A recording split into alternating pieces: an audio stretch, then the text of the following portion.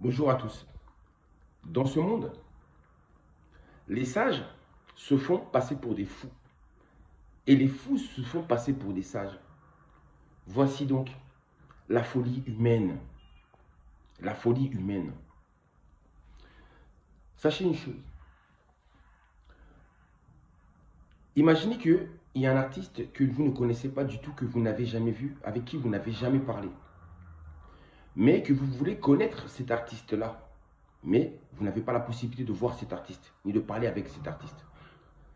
Donc, la seule manière, si vous avez envie de connaître cet artiste, la seule manière que vous avez à faire dans cette situation-là, du fait que vous ne connaissez pas cet artiste-là, vous avez tout simplement à essayer de connaître son art. On apprend à connaître un artiste à travers son art. Donc le fait d'essayer de comprendre l'art même de cet artiste-là, en étudiant l'art, en observant minutieusement l'art de cet artiste-là, vous pouvez apprendre ou savoir comment était cet artiste. Vous pouvez apprendre à le connaître à travers son art. Il en est de même pour le créateur de toutes choses, pour ce que certains appellent Dieu, la source. Pour connaître Dieu, en réalité, ce Dieu avec qui on n'a jamais parlé, ce Dieu que personne n'a jamais vu, si on veut connaître comment est ce créateur-là, nous devons étudier son art. Et son art, c'est la vie. Donc le fait de pouvoir étudier la vie, de comprendre les phénomènes de la vie, le fait de comprendre la nature, le tout qui nous entoure, c'est une manière en réalité d'essayer de comprendre qui est le créateur de cette vie, qui est véritablement celui que vous nommez Dieu. Comment est cette source de vie? Vous avez vu? C'est l'observation minutieuse de la vie qui nous permettra de comprendre son créateur ou son origine. Vous avez compris ça? C'est obligatoire. Il faut apprendre l'art de cet artiste-là pour apprendre à connaître cet artiste-là. Et vous savez, malheureusement, les religieux ont fait exactement l'inverse. C'est-à-dire que, au lieu d'essayer d'abord de comprendre la vie, pour essayer de savoir qui est Dieu, comment pense Dieu, comment agit Dieu, eux, ils ont fait le contraire. C'est-à-dire qu'ils n'ont pas fait une observation minutieuse de la vie pour pouvoir savoir comment est le Créateur. Ils ont fait le contraire. Eux, ils ont donné une image à ce Créateur, une image qui est fausse, parce que l'image qu'ils lui ont donnée n'est pas le résultat d'une observation minutieuse de la vie. Ils ont fait le contraire. Et ensuite, voilà, ils l'ont décrit, ils ont donné une image qui est fausse, forcément, puisqu'ils n'ont pas observé la vie. Donc leur résultat obtenu est faux. C'est-à-dire que la description qu'ils donnent dans leur livre, le Coran, la Torah, ainsi que la Bible, l'image qu'ils donnent du Créateur là-dedans est complètement fausse. Donc, pour connaître le Créateur, en réalité, pour comprendre ses principes, sa manière d'agir, il fallait d'abord observer la nature, la vie. Mais les religieux font le contraire. Vous savez ce qu'ils font? Eux, ils passent leur temps à observer les écrits. Ils font une observation minutieuse des écrits. Ces écrits-là même qui viennent de la main des hommes. Donc ils passent leur temps à observer des écrits, des paroles qui ont été écrites par des hommes. Et à partir de ces écrits-là, ils tirent conclusion et ils donnent une image au Créateur qui est forcément fausse. Parce que j'ai dit, c'est une observation minutieuse de la vie, de la nature, qui nous fera savoir comment est le Créateur. La vie, mais non pas l'observation minutieuse des écrits qui sont faussés déjà. Donc, ce n'est pas en se basant dessus, ce n'est pas en observant minutieusement les écrits bibliques, coraniques, toraniques, que vous allez savoir comment est le Créateur. En faisant cela, en réalité, l'image que vous obtenez de ce Créateur est forcément fausse.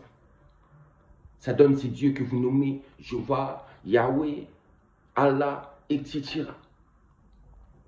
Parce que le vrai Dieu, là, si vous observez la vie, vous comprenez que ce Dieu-là, c'est un Dieu de dualité. Tandis que la religion nous donne toujours une image d'un Dieu qui est bon, un Dieu qui est amour. Mais on ne parle pas de la dualité de ce créateur, de la source même de la vie.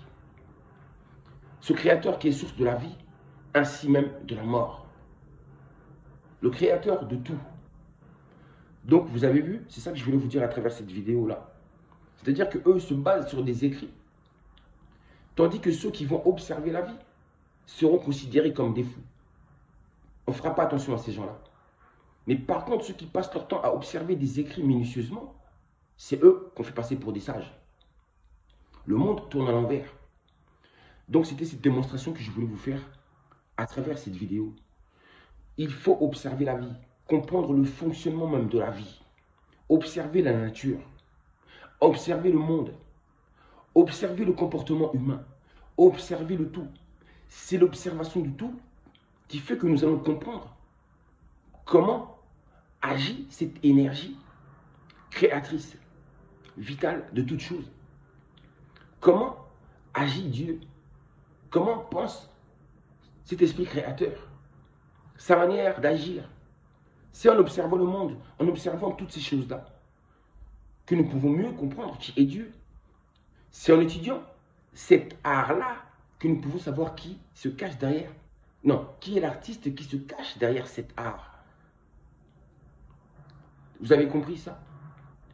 Voilà pourquoi je ne cesse des fois de glorifier la vie à travers mes vidéos. Parce que pour moi, glorifier la vie, c'est aussi glorifier son créateur. C'est glorifier son origine. C'est glorifier sa conscience. Glorifier la vie. Étant donné que nous n'avons jamais vu Dieu, personne n'a jamais pu parler avec Dieu, avec le créateur. Nous n'avons que sa vie. Non, nous n'avons que sa création en fait devant nous. Nous n'avons que la vie, il ne nous reste que la vie à observer.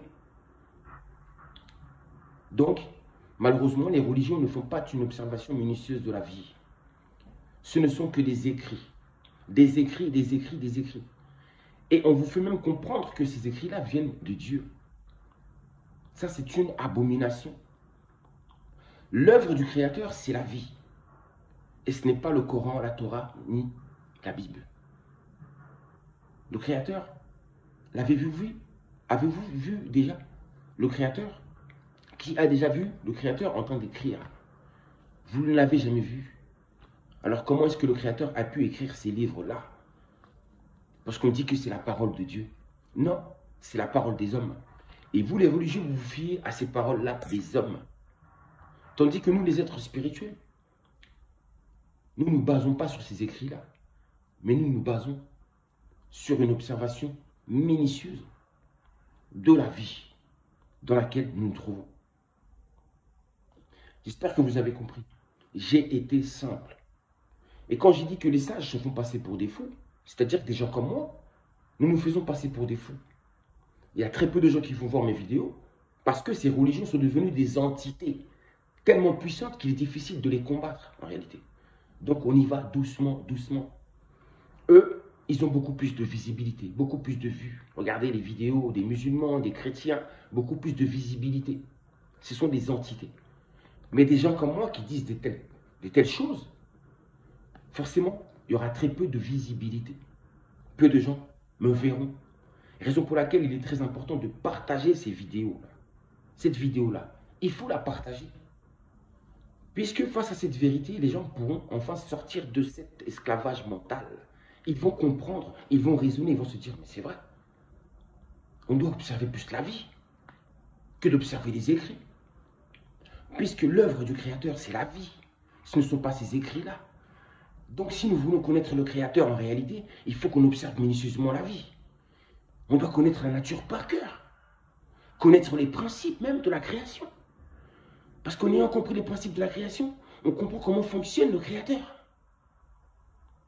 Ce Créateur qui est à la fois la vie et la mort. Ce Créateur qui est à la fois le plus et le moins. Le mal et le bien. Féminin et masculin. La lumière et les ténèbres. Vous avez vu ces explications-là? Les religieux, vos pasteurs, vos imams ne vous expliquent pas ces choses-là de la manière dont je viens de vous le faire. Bref, je n'en dis pas plus. pour ne pas gâter cette vidéo, c'est-à-dire de parler des choses qui n'ont pas de rapport avec le sujet du jour. Donc je vous dis, mes frères et sœurs, à très bientôt. Et réfléchissez à cela. Vous êtes religieux, vous pensez toujours, depuis toujours, que vous êtes des sages, mais en réalité, aujourd'hui, je viens de vous faire comprendre qu'en réalité, vous êtes plutôt dans la folie sans le savoir. Vous êtes loin d'être sage. Très loin d'être sage. Parce que vous vous êtes éloigné, vous vous êtes égaré. Raison pour laquelle j'ai dit, les sages se font passer pour des fous. Un homme comme moi, on va le traiter de fou. Le fait de glorifier la vie. Moi, je préfère glorifier la vie que de glorifier un créateur que je ne connais pas. Vous, vous glorifiez des créateurs que vous ne connaissez pas et vous ne glorifiez pas la vie. Moi, je préfère glorifier la vie parce que je sais qu'en glorifiant la vie, je glorifie le créateur, l'origine et la source même de cette vie. Indirectement, je le fais. Donc moi, je suis plus vrai que vous. Vous avez compris? Je glorifie la vie. En glorifiant la vie, je glorifie ce créateur que j'apprends à connaître. En glorifiant la vie, j'apprendrai de plus en plus à connaître comment est ce créateur. Parce que ce créateur-là, on n'apprend à le connaître qu'à travers une observation minutieuse de la vie. C'est ainsi qu'on découvre qui est le créateur. C'est ainsi qu'on comprend comment agit l'esprit créateur. La source, l'origine de toute chose. J'ai été simple, clair, net et précis comme de l'eau de roche. Et ce qui n'est pas le cas de vos pasteurs, de vos imams et de vos rabbins. Parce que eux, quand ils vous expliquent des choses, il vous reste toujours des questions. Vous avez toujours des doutes. Il y a toujours des choses que vous n'avez pas compris.